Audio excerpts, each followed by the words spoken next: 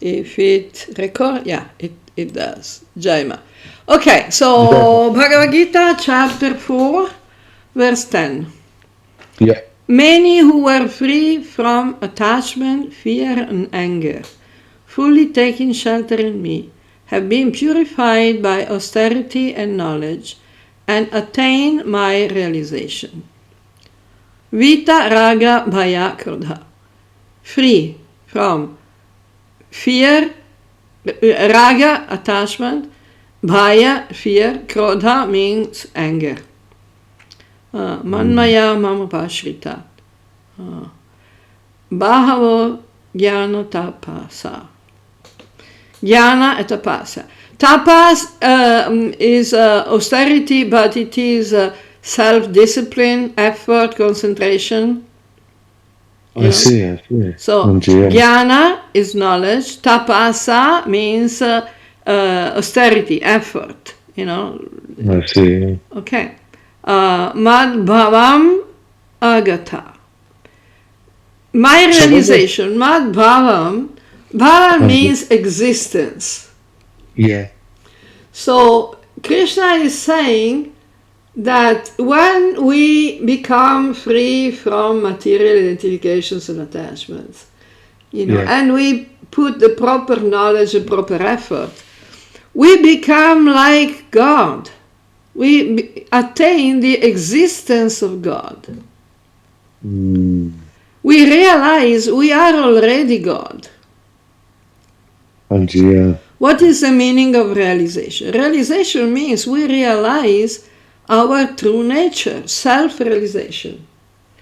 And the self-realization, the self, is not different from Bhagavan. So when they were saying free from attachment, I suppose that is anything that we, are material things. And fear. Okay, raga, dvesha are the couple, the usual couple of antonyms. Antonyms is the opposite of synonyms. So, raga and dvesha are literally attachment or attraction.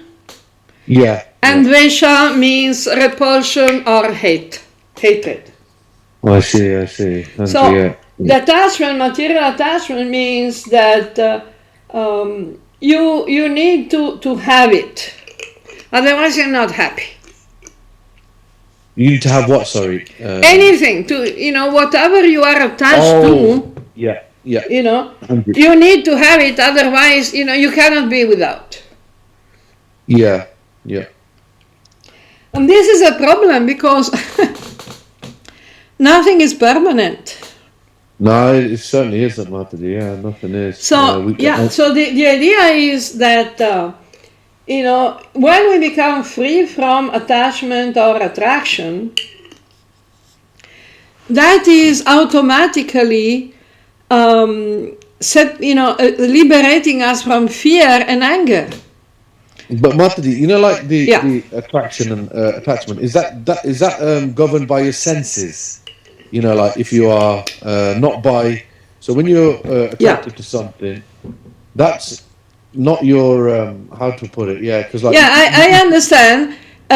Krishna was also saying that the great enemy, the great Papmam, is lust and anger together.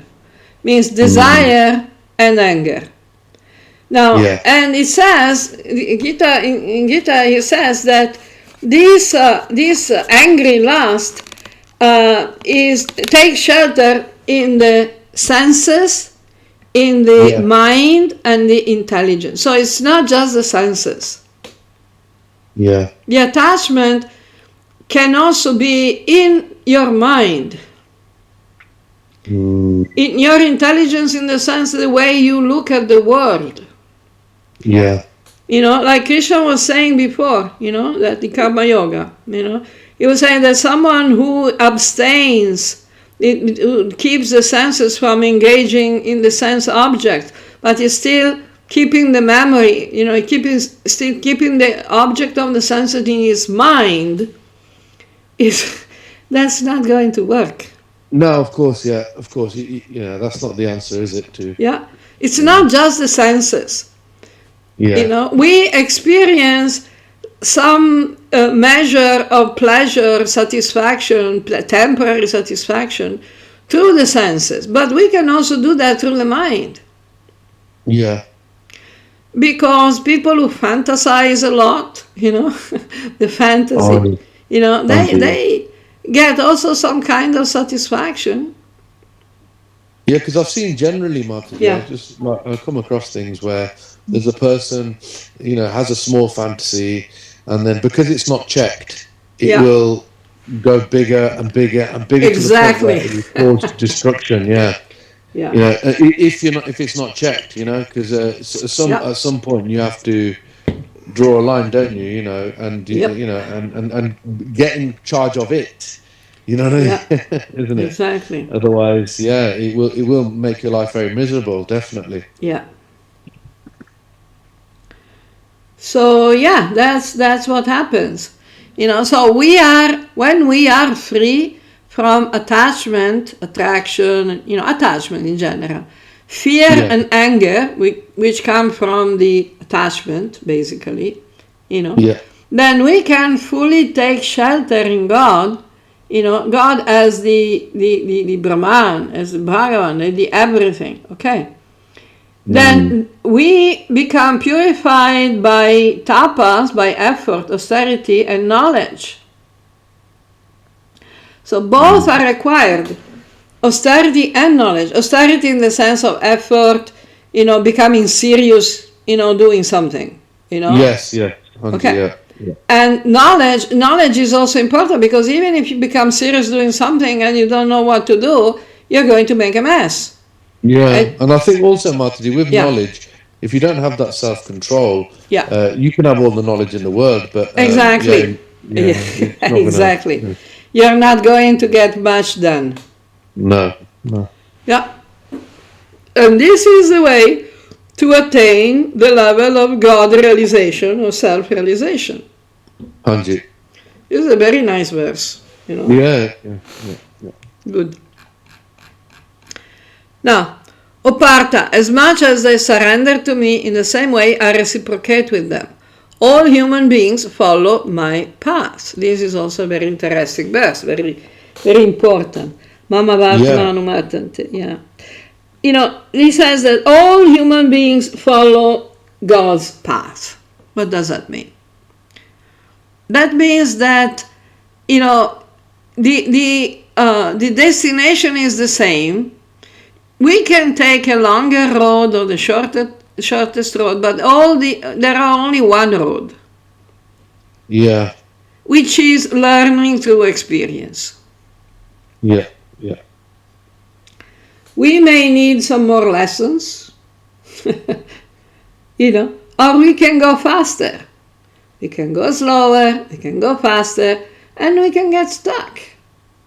I suppose, Mataji, somebody who's not, like, for example, Hindu, and is not going to be aware of Christianity, like for them, it might be, I don't know, Mataji, how, but they might be able to understand that there's the divine nature, there's a cosmos, and not necessarily they will call it Krishna, but you see some people of course. But also we don't necessarily call him Krishna, we can call him Ram, we can call him Brahman, Bhagavan, Ishvara, Shiva, whatever name, whatever name. The point is, we need to understand the substance of God, which is Satchitananda, it is existence, awareness, and happiness.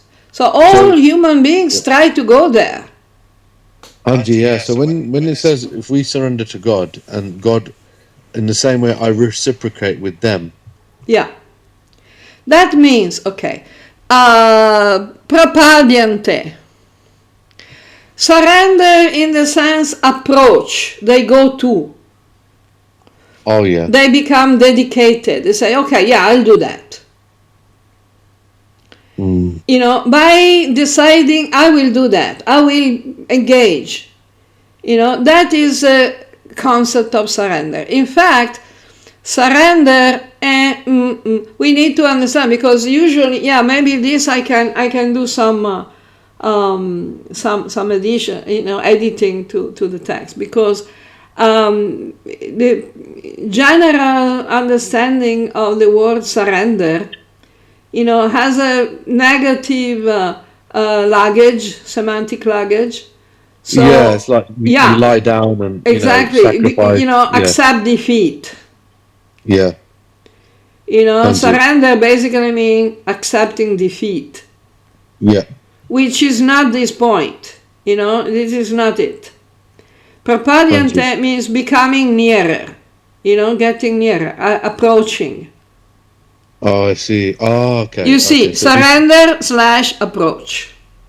Yep. So as much as they come closer to me, in the same way I reciprocate with them. So in which way is the reciprocation like? The reciprocation is that everything is consciousness. So we can have a relationship with God.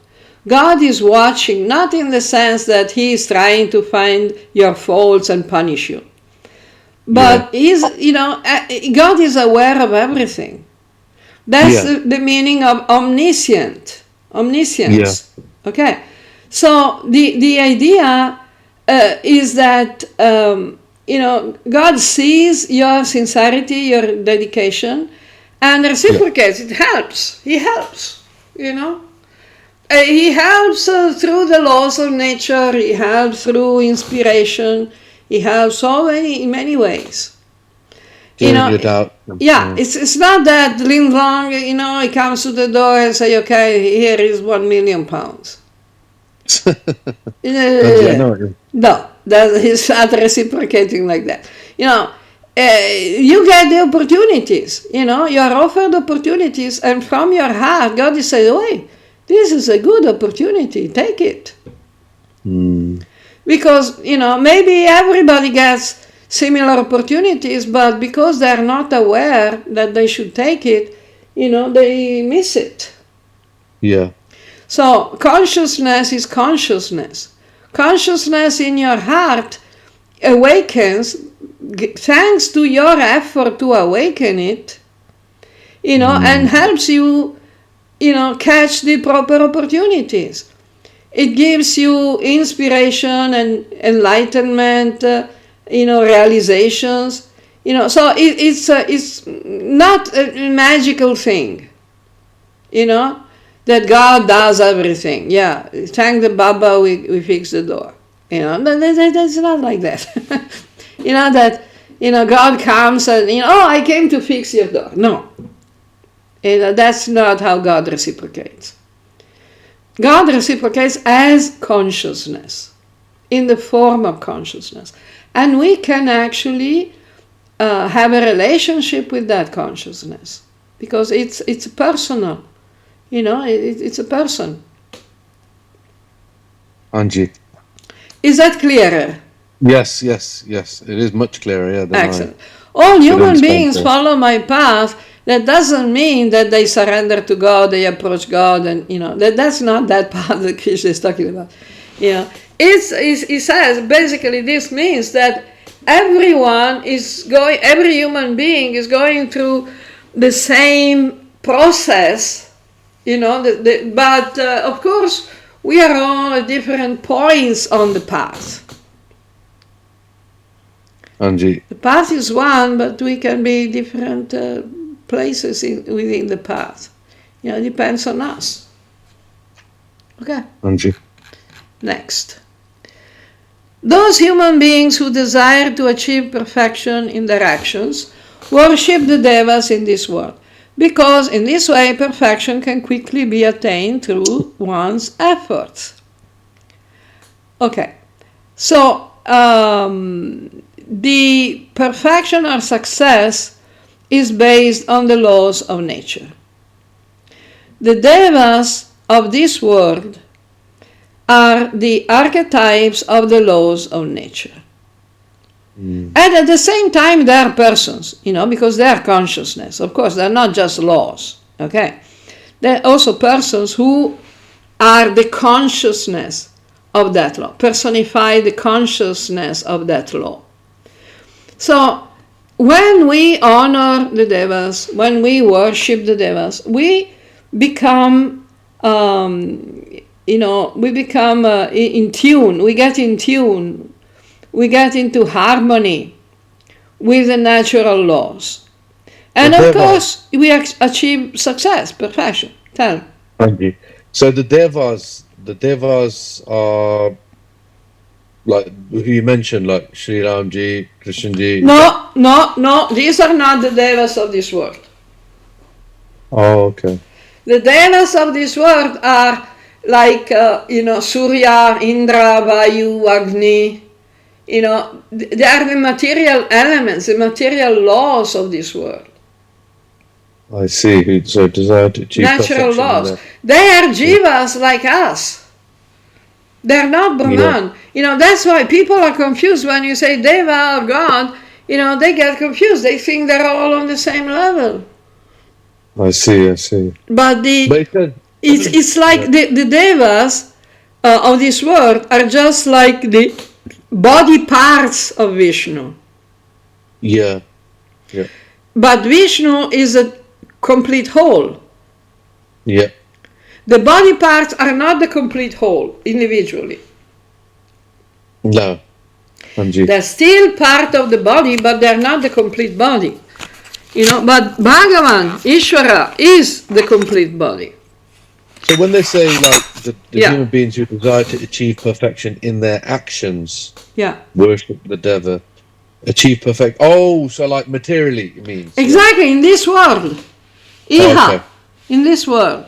So karmanam, the activities, the karma, the duties.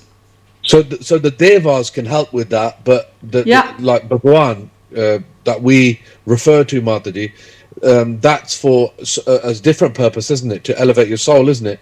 Whereas if you want some material, all the purposes.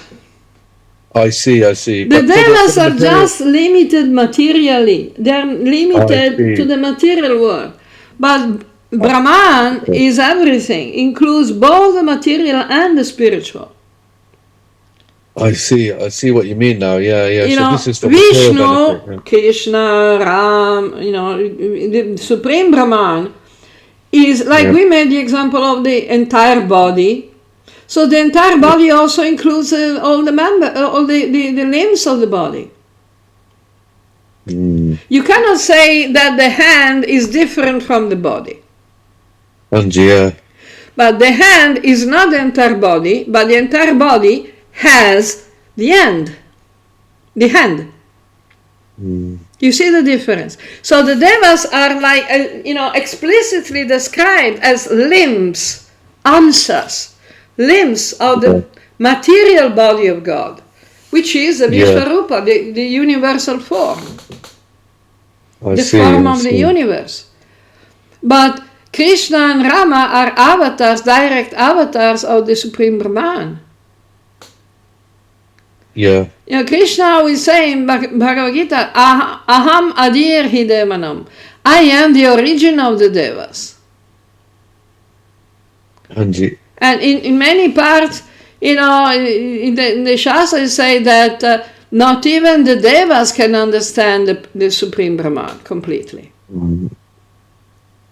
So, if there is no difference, what's the point? Yeah, perfection can be quickly attained through one's efforts. So perfection, when they say perfection, do they mean like... proper functioning of your duty, your karma. Function properly in this world. And the devas are, as we said, personifying the laws of nature. So if we... Okay, let's make another example. If you operate a device according to the instruction manual, the device will work perfectly. Because you are in harmony, you're honoring the instruction manual. But we are talking about the material world. We're talking about the material device. While the Brahman, the Supreme Brahman, includes both the material world and the spiritual world. The Supreme Brahman. That's why it's called transcendental. I see what you mean, yeah. The devas are not transcendental. Yeah, this is just talking about the material. In this world. The material world. Yeah, so your duty to be performed properly, whatever that may be, that you, so if you've got certain qualities, you can really, like, I suppose, it's like sharpening a tool and just... Exactly. It's about tuning into the right frequency. Yeah, of what you've got. Yeah. Your own perfection, because obviously... Of course, your own perfection, in their actions. Not in someone else's actions. Yeah, in their own actions. Yeah, because like the world's functioning because we all got different qualities and there's different jobs and like if we're all doctors, I mean, it's like karma. Yeah. So no, that makes sense, Mataji. Yeah, I'm happy with that. Yeah. Okay. Yeah. Okay. Perfection can quickly be attained through one's efforts. This part is also very important because people who have a magical mentality, they think, I worship God, I don't have to study to pass my exams. Oh, yeah. Okay. Yeah. I mean, I pray God and then I go for exam. I don't need to study. Why should I study? God is there. I bribed God. I made a magic spell to pass the exams. Yeah. But Krishna says, through one's efforts, please. Yeah. And you have to honor the devas, but also you have to do your job, your work. Yeah. The magical mentality is very dangerous because, it accommodates laziness. Yeah, of course, Mataji. A lot of people want a quick fix, don't they? They just want to like... Yeah, they don't want to do the work. Yeah. So lots of people have all these tabis and, the stones and the mantras for the planets and the Gita part and this and that. And the Gita part, they're reading Gita part, they say, you have to do your work. But they're reading, but they're not, there's some loose connection in the brain wiring. Cognitive dissonance. And Krishna is saying, you have to do your work though. Huh? Yeah. Okie dokie. Next. The 4 varnas have been created by me in accordance to the different qualities and activities. But although I am their maker, know that I am unchangeable and detached from action. Krishna is talking as the Atman Brahman. Yeah. The Atman, because it is unchangeable also, is not involved in the action. The Atman also is unchangeable and not attached to the action. But still, we engage our body and mind into the qualities and activities, because that is the right thing to do. That is the duty. But we don't, as Atman Brahman, we don't need to do anything. Because we don't change. We are perfect already. Yeah. Okay. But we have to become sufficiently aware of what we actually are, the self-realized, and this is done through the engagement of the mind and the body. The proper engagement. Yeah. So here Krishna introduced the concept of the 4 varnas, which are not the caste system. Yeah. This is very important because lots of people are confused about this. Yeah. They think that Varna and caste are one and are the same thing. Yeah, I'm probably one of them, yeah. Well, you and lots of others. Okay. Yeah. So the caste system is based on birth prejudice. Oh, yeah. And this is absolutely opposite to the Vedic knowledge. Yeah. Because birth prejudice is basically identification with the body, with the material body, which is like the root of all ignorance. Yeah. Because I suppose, Mataji, is it more of a case of when you're born, what qualities you have is more important than what caste you're born into? Yeah, exactly. Yeah. Because you're an individual. You have your own qualities and activities. You have your own gunas and karmas. That means that, in a family of university professors, you can have a child who is totally not interested in knowledge and schooling, and maybe even not so intelligent. I understand, yeah. And on the other hand, in a family of totally illiterate, ignorant people, criminals and everything, you can get a child who is much more evolved personally, and has a lot of good qualities, a lot of good talents and potential, and he may be even a child prodigy. At 3 years old, he can do equations or play the piano, compose, music, or, do lots of stuff. Where is it coming from? Not from birth. Yeah, no. It comes from our own guna and karma, previous activities that we have developed, prarabdha karma, and the activities we are interested to perform in this life. No. Thank you. Yeah. No, Mataji, that definitely sounds more relatable, because when you look at like the caste system in India, you can see a lot of people are very attached to it. Less so now, I would say. Less so now. But before it was, pretty, I'm this caste, so I'm above, and you're this caste, so, you need to know your position. Which is very sad, because, absolutely, Mataji, depending on what qualities you got, it does make complete sense as well. That somebody's qualities should dictate, like, which, the value they have. Yeah. That is why in the Vedic system, all the children, of course it was not compulsory, but in general, all the children could go to the Gurukula, which was the family or the house of the Guru, Yeah. And the Guru was directly, personally responsible for the education of each student. And that education was very personalized.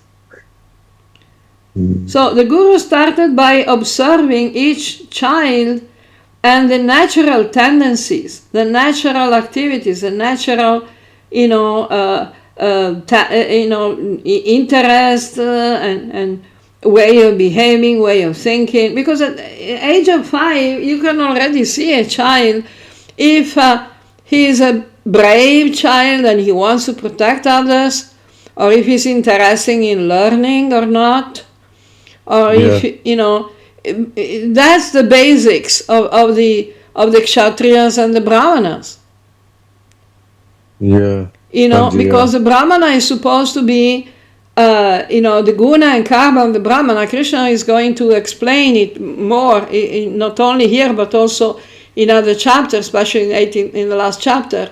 The Brahmana is basically a person who lives for knowledge. Yeah. He likes to study and to teach, and is able to study and to teach. That is coming, you see, already from the age of 5, you can see which child is more capable and interested in studying and teaching. And some are definitely not interested at all.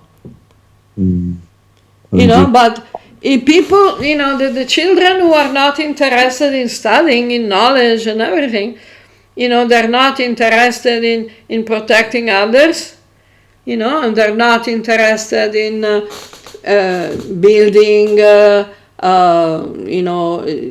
putting things together to make them work properly, then they can be encouraged to learn to express themselves through manual work, physical work. Yeah.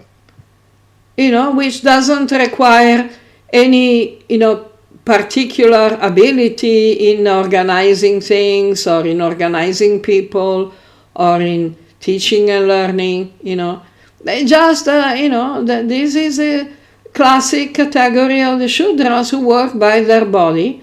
They need someone to tell them what to do, and they need to have money, salary, payment, whatever. Either from one employer, specific employer, who's responsible for them, or by the public, but then each customer in the public is going to tell them what they want. That's a characteristic of the Shudras.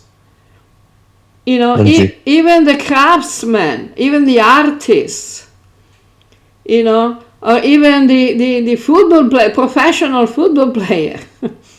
Yeah, they work with their body, hands, and in the case of football player, feet. But they need someone to tell them what to do, and to pay them for that. The Vaishyas don't need that. The Vaishyas can create wealth by themselves.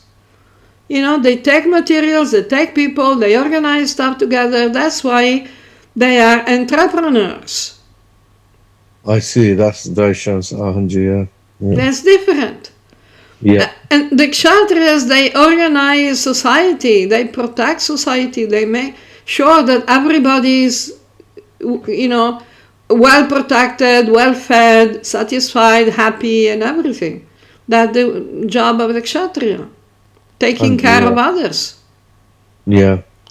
And the Brahmana, the job of the Brahmana is teaching, learning and teaching. The Brahman, that's why the Brahmanas are described as the head of the social body. Yeah. The Kshatriyas as the arms of the social body. Yeah. The Vaishyas as the belly of the social body. Yeah. And the Shudras to the legs. But they're all parts of the social body, and the categories, we categorize the various limbs of the body in accordance to different qualities and activities. Yeah. But they're all parts of the same body.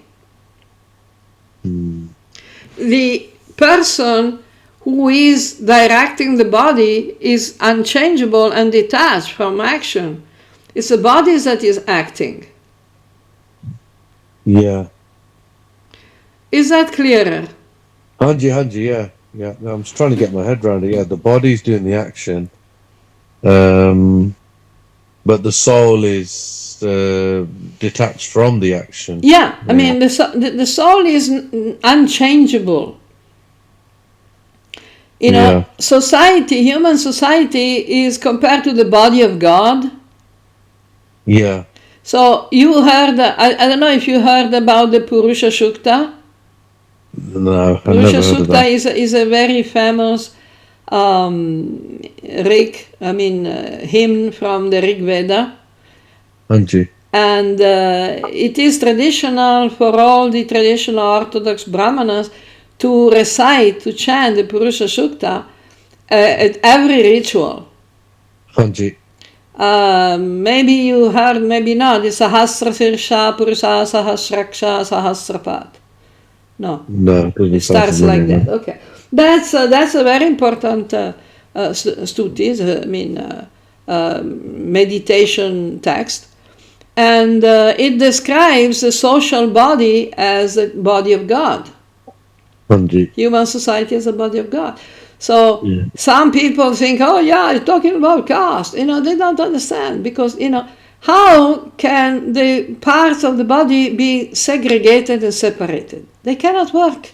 if they're separated. You chop off the arms from a body, how will the arms work? Yeah.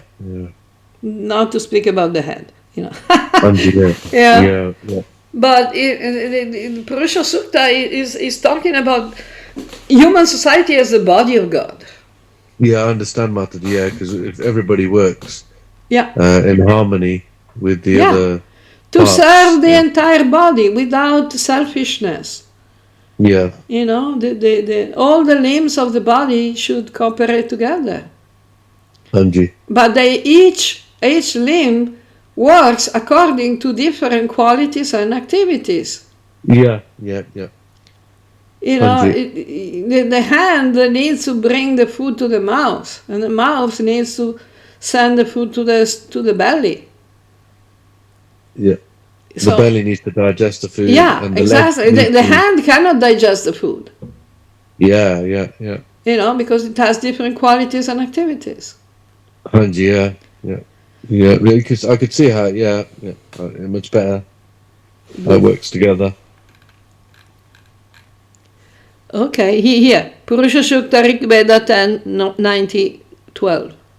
Okay, specifically, where it is found. Janmana Jayate Shudra, okay, that is also interesting. The stupid idea of DNA and whatever, There is no, professional DNA. There is no spirit, moral DNA, it's stupid. Anyway. Oh, like genetics, you mean, Mataji? Genetically, yeah. Yeah. Genetics are just referring to the body, not to the mind, and definitely not to the soul. Yeah, absolutely. Yeah, that's how I think of it as well. Okay. Yeah. Good. Yeah. Thank you. 14.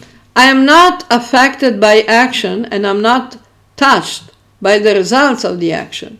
One who really understands this fact is not bound by actions either. This means we have to do our duty without being attached to the results. Yeah. That doesn't mean that we don't have to put sufficient attention and goodwill and interest and knowledge, and effort into the action. But we have to perform the action out of duty, because it is our duty to do it in the best possible way. But not because we want some selfish result. In this way, we are not going to be bound by karma. We are not making any karma. Yeah. Okay. Anji. Yeah, that makes sense, yeah. Good. Knowing this fact, those who in the previous ages desire to attain liberation engage in action. Therefore, you should perform your duty just like the ancients did. So the solution not to make any karma is not stopping, all activities and going to the top in the cave in the mountains, not doing anything. The solution to stop the karma is to stop being selfish. We should do our duty just because it's our duty. We do it in the best possible way, but it's because of duty. We made many times the example of the bank employee. Yeah. Doesn't become liable to the fact that he's moving money from the supermarket, the grocery shop cash. If someone goes to the grocery shop cash system and takes the money out of it and takes it out of the shop, if he does that for selfish purposes, he's a thief and a criminal. Yeah. But if he's doing that because he's taking that money to the bank on the bank account of the grocery shop, he's not making any bad karma. He's not liable to any criminal prosecution. Yeah. He's performing his duty, yeah. Exactly, just doing his duty without any selfish attachment. But it's not that he is not careful in doing his duty because, it's not my benefit, so I don't care how I do it. Yeah, because a lot of people think like that, don't they? They think, what am I getting out of it? and that depends on the quality of how they do things. Yeah. But what I was going to ask is, there's some people you see they're standing on one leg for so long, or they're doing, go to the forest, and like I genuinely trying to understand, like, what is the point of that? Okay. Do they? Okay. Is it pointless, or is there some value to it? Okay. The only point is that they may want to show to the people that we are not the body. Hanji. That we can overcome the identification with the body. But for most people, they're just being silly. It's a waste of life, isn't it? It seems to me. Because they just want cheap recognition, adoration. They want people to say, oh, look at that, wow, incredible, And that's cheap. Or could it be, Mataji, looking at the other side of it, could it be that maybe they just want to try to overcome the vices by detaching themselves? Yeah, that's exactly the first reason I was giving, to demonstrate that we're not the body. So we can control the body, we can do whatever we want with the body. Are they doing it for themselves though, Mataji? Well, it depends, depends on the consciousness they have, because not everyone is doing the same with the same consciousness. Oh, Hanji, yeah. But in general, I tend to think that they are not particularly intelligent, because there are better ways to do that job, to achieve that good result. Yeah, Hanji, yeah. The point is that Krishna in Gita, when in I think chapter 18 or 17 or 18, when he's talking about the three different 17. The three types of faith. Yeah. And he's speaking about the different influence of sattva, rajas, tamas, the three gunas, on the food, on faith, on religion. So, and in that chapter, Krishna says that those who perform austerities that are not prescribed in the scriptures are ignorant. And in fact, if those austerities are damaging their own body or someone else's body, they're even asuric. Oh yeah. Hanji. So it's important. Chapter 17 and 18, they're explaining, and 16 also. All over the Bhagavad Gita, Krishna continues to explain that depending on the gunas, the same activity can be done in different ways, for different motivations. Yeah. So when Krishna speaks about the austerities, the proper austerities of the body and the mind, there is not saying, stop using your arm so that your arm becomes useless. Yeah. That's stupid. So, considering that such an action is stupid, then the motivation, the logical motivation for performing that action is to impress others, to show that they're, powerful, that they're special and this and that. But that is not a spiritual motivation. Yeah. That's the same motivation of the asuras. Hanji, yeah. So, meh. Yeah. But you see, simple-minded people become impressed and they worship them. Like great sadhus. Oh, this is such great, this and that. Meh. It is true that we need to control our body, but not like that. Yeah, I do understand. It does look impressive, I must admit. When I went to India and I saw people like that, I just looked at them with a bit of awe. Exactly. Yeah, it is impressive. It is impressive. Yeah. But it gives a wrong impression to the people. Yeah. So. Yeah, because we've got to do something good for not just ourselves. Yeah, useful. Yeah. Something useful. Yeah, Hanji, yeah. That creates good results. for us, for everyone, because it's our duty. Where it is written that it is our duty to disable our arm, our leg. Why is that? And It's stupid. I do understand, Mataji. Okay. So, engage in action, the proper action, duty. Karma. Karma means duty. Anji. Okay. Even scholars are sometimes confused about what is karma and what is akarma. I will now tell you this knowledge of karma, by knowing which you will become free from inauspiciousness. So I think maybe we can keep it for the next time. I don't mind, Mataji, if you talk about it now. I mean, okay, so let's go on. Yeah. As long as you can manage, because I'm okay at the moment. I'm still very much engaged. Yeah, I would tell very you. Very good. Anji. Okay, you're not as tired as some other times. No, not today. Okay, that's good. So now Krishna is going to explain, the knowledge of karma.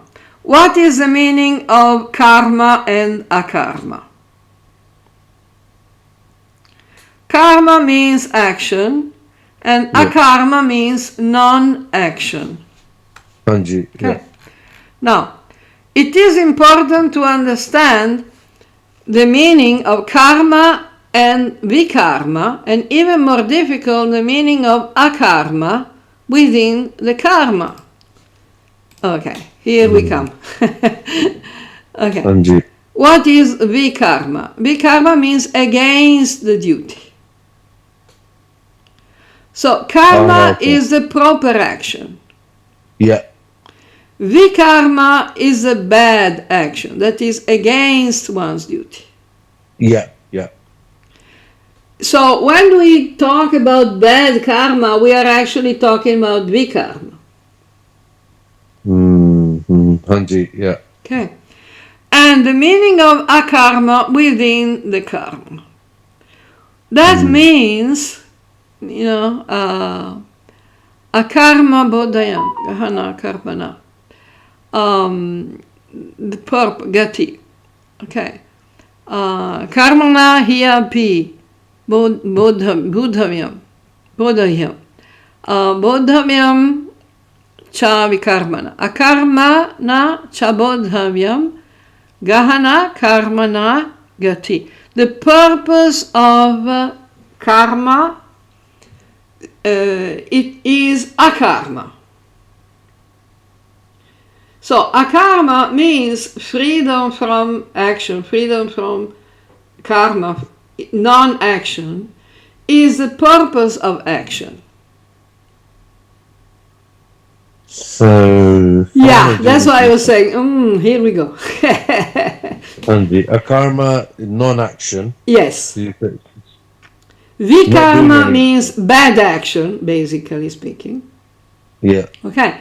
Vikarma means bad action. Akarma means non-action. So the purpose of action is to perform activities without being attached to the action, and therefore by non-acting, by non-making karma. The activities must train us to become selfless. Yeah. The duties are engineered in such a way that we become selfless. We engage in action without being attached to the results of the action. That is akarma.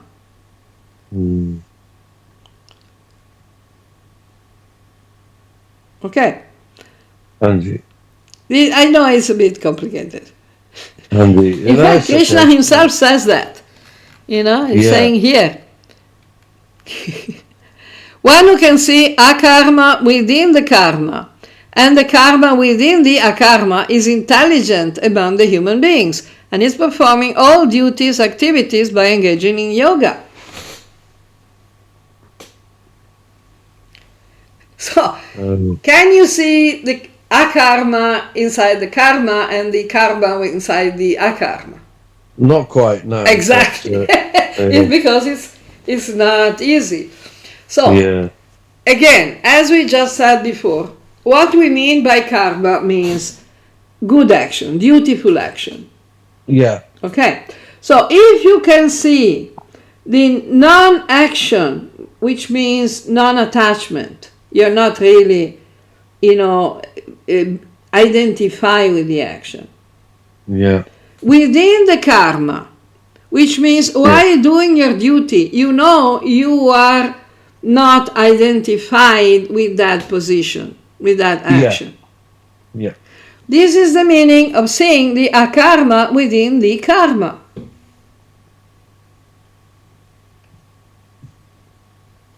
Okay, is that clearer? Yeah. So the non-action, but I guess, Mataji, sometimes, like, am I correct in saying that? Okay. Not acting is a good thing as well in some cases. Yeah, of course, but it is not exactly a karma. Oh, okay. It's also an action. The action of abstaining from something is also an action because it's a choice. Yeah. That's a choice. Yeah, but a karma is. Karma is basically making a choice and putting it into practice. Yeah. Whether you're performing one specific action or abstaining from an action, that's always karma. Yeah. It's not a karma. Yeah. Yeah. The difference between akarma and karma is that akarma, you're not identified with the action. So you're not taking up on yourself the results of the action. Like, the bank employee that goes to pick up the money from the grocery shop. But isn't the karma the same thing, Mataji? Because, like, when you're doing your karma, your duty, you're not expecting a certain result either, are you? When you're doing your karma or your duty. Then it is a karma within the karma. You're doing your duty, but because you're not identifying with the action, you're doing a karma within the karma. I see what you mean. So when you do your duty, I suppose you are expecting a certain outcome. Is that correct? Again, come again? So, like, with karma, when you're doing your duty, is it a case of, like, you're expecting a certain result? But you might, because if you're doing your duty, but you expect a certain result for yourself, it's different than doing your duty by expecting a certain result in general for the action itself, which means you put your attention into it. Yeah. But you're not expecting a certain result for yourself. For yourself. All right. Is that what a karma is? Yeah. Karma is about, your debts and your credits. It's not about doing, performing your job well or less well. Yeah. Because that's not the result that we're talking about. Hanji. The result of the action, the objective result of the action, does not depend on us only. Yeah. Because we might do all the same things, but, maybe the machine is broken. Yeah, there's always variables, isn't there? Yeah, there are various factors, but we have done all our best. Hanji. Or maybe we do things, as I say, lackadaisically, not very carefully, and still we pull it off. Yeah, that's right. Yeah, it can happen that way. Because the factors were favorable. Yeah.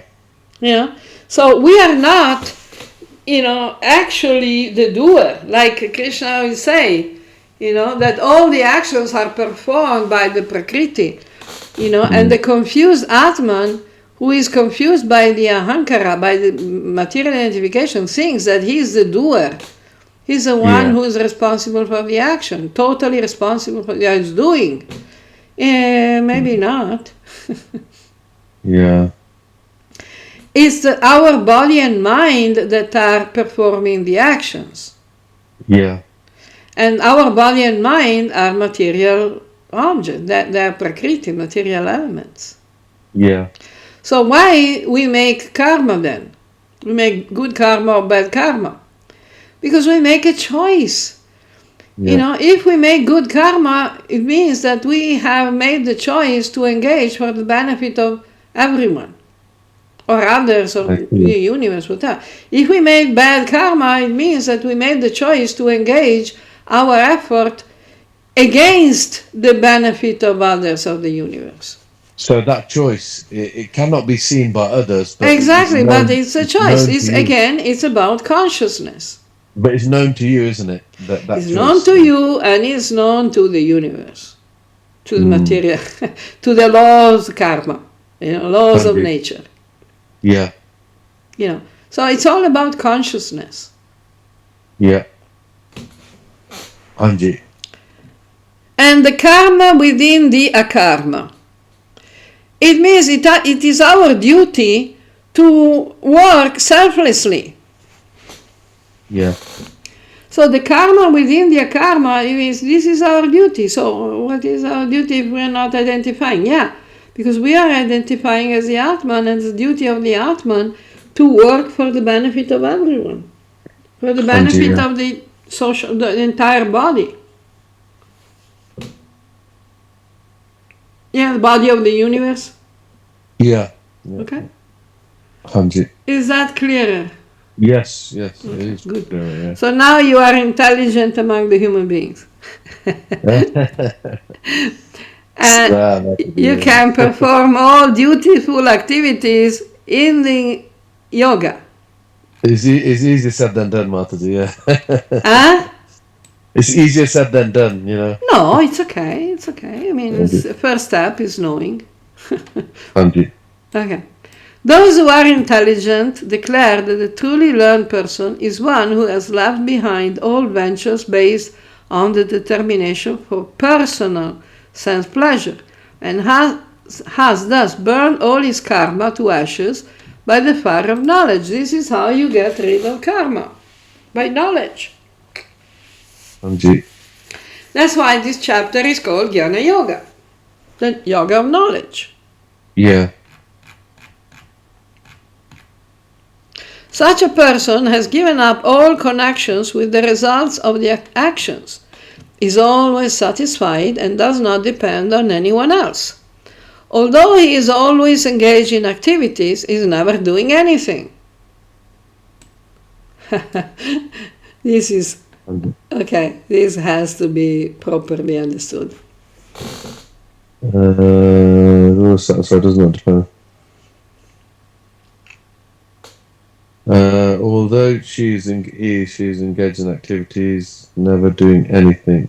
I mean, he's not liable to the action. How much money has the bank employee taken from the grocery shops? Yeah. He has not taken anything for himself. Yeah, I see. He's not doing anything. He's not taking any money. Yeah. He's just, he doesn't have connection with the results of the actions. It's just my job. It's not my duty. I take the money from here and I put it there. I'm not connected with the results of the actions. Yeah. Anji. He's always satisfied. Yeah, well, whatever happens to that money, once I've done my duty properly, it's not my problem. Yeah, absolutely, yeah. That's it. And does not depend on anyone else, because we are working for the universe. We're not working for, this and that. Yeah, Anji. Okay. One who works without selfish desires, in fully controlled consciousness, giving up all sense of possession, and only performing those activities that are required for the proper maintenance of the body, or performing the activities with the body only, without a sense of identification and attachment, never incurs negative reactions although he engages in activities.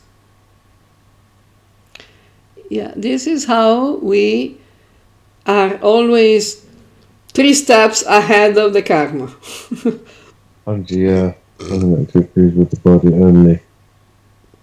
I see, with the body only, not the mind. No, the mind is part of the body. Yeah, okay. But without sense of identification and attachment. Yeah, yeah. Okay.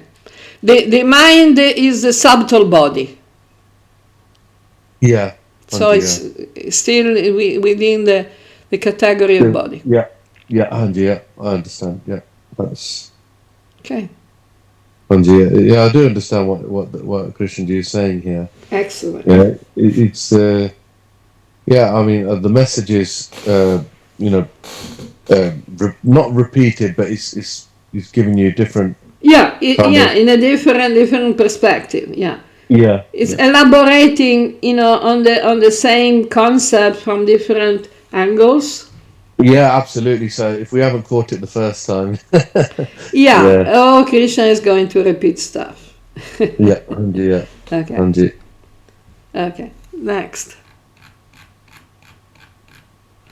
Such a person is perfectly satisfied with whatever he obtains naturally, is free from duality and envy, and is balanced in success or failure.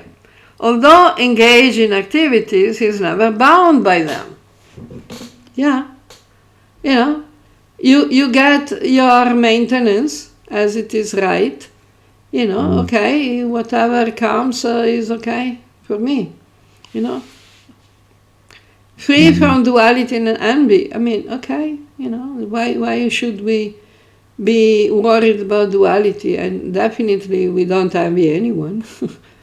Yeah. Because everybody is getting what is coming to them, from the universe, not from us. Yeah, that's it. Yeah. And it's balanced in success and failure. So, okay, this one, worked, panned out, so good. That one didn't work. Okay, it's all part of the game. It's all part of the story. So it's okay. Yeah. We know what is the purpose of life, so we are not confused. Yeah, it makes sense, Martin. Yeah. Okay.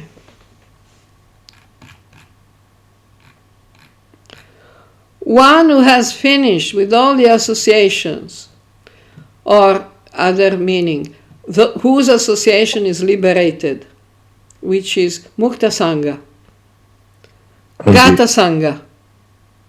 Gata Sangha, gone. The association, the attachment is gone. And whose consciousness is firmly established in knowledge, so knowledge and detachment, okay, worships Yagya, Vishnu, in practice through his actions. Other meaning is as all his actions become devotional service, or also meaning he works in a spirit of sacrifice. Yeah. The entirety of his karma, means reaction to actions, is thus destroyed.